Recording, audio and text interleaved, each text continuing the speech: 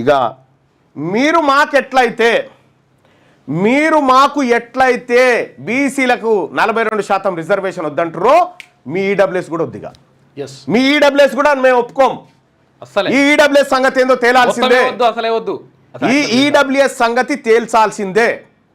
ప్రభుత్వం దృష్టిలో ఉంది, ప్రభుత్వం చేతిలో ఉంది కదా. అది ప్రభుత్వం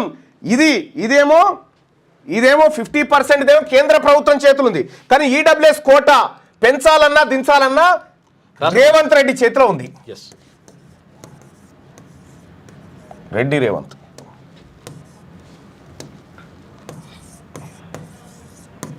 రేవంత్ రెడ్డి కాదు ఈయన పేరు, రెడ్డి రేవంత్.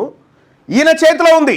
ఈయన చేతిలో ఉన్నది నువ్వు మర్యాదగా తగ్గి నువ్వు ఈడబ్ల్యూఎస్ కోట నా జాతులకు నువ్వు ఎట్లయితే లేదన్నావో నీ జాతులకు కూడా ఉండకూడదు. ఎట్టి పరిస్థితిలో అన్యాయం ఎట్లుంటది? మేమేదో నిజాయితీగా అందులో ఉన్న పేదవాళ్ళ వాళ్ళకి ఇవ్వండి, అప్పర్ క్యాస్ట్ లో ఉన్న పేదవాళ్ళకి దక్కితే మాకు ఏమి ఇబ్బంది లేదు. కానీ అన్యాయంగా 8.8% ఉన్నటువంటి ఓసీలకు 10% రిజర్వేషన్ దొంగతనంగా కట్టబెడుతున్నారని 3 లెటర్లు ఇచ్చిన ముఖ్యమంత్రికి.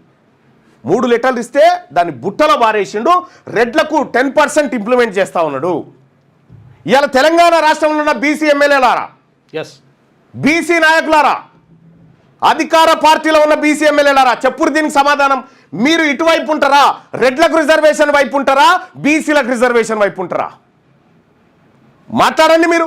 పిసిసి మహేష్ కుమార్ గౌడ్ గారు చెప్పండి సార్ దీని సంగతి ఏందో. అక్కడ నిరుద్యోగులకు విద్యార్థులకు ఏం సమాధానం చెప్తారు? నిరుద్యోగులు మా బీసీ బిడ్డలకు ఉద్యోగాలకు 42% రిజర్వేషన్ ఉద్యోగాల విషయంలో ఇవ్వకుండా, మా పిల్లలు చదువుకునే ఇన్స్టిట్యూషన్లో 42% రిజర్వేషన్ ఇవ్వకుండా రాని కాడ మాకు పెట్టి ఈ తాకులాటలు పెట్టి హైకోర్టుకు పంపించి ఇలా పిటిషన్లు వేయించి దొంగతనంగా ఈ కార్యక్రమాలు చేస్తూ ఉన్నారు కదా. ఈ ఈడబ్ల్యూఎస్ రిజర్వేషన్ 10% కోటా ఉంచాలన్నా ఖతం చేద్దాం. ఆ ప్రజల ఒపీనియన్ అడుగుదాం. వాళ్లకు మన కూడు మనం తిందామంటే ఒప్పుకోరట.